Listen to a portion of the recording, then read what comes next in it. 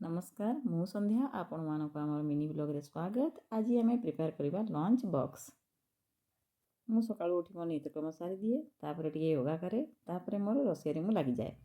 परिवा गुड़ी को धोईकी भल भाव काटी निए तापर काउंटर टॉप टी भल भाव सफा कर निए।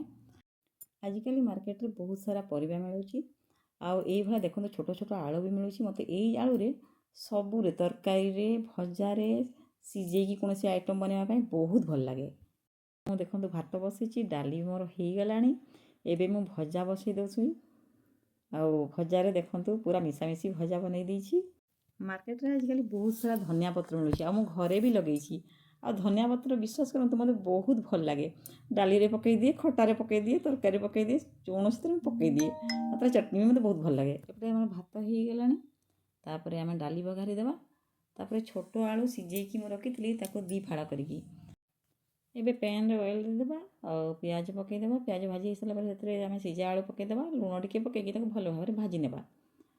एपटे आम दही नेबा दही रे मु नेली कंचा लंका लुण आउ टिके लाल लंका पाउडर और भल भाव में देखो मिसई नेबा। तापर धनिया पत्र से देदेबा तर भाजी होता प्याज आउ आलू को भी से पकईदेबा भल भाव में गोलेदेबा।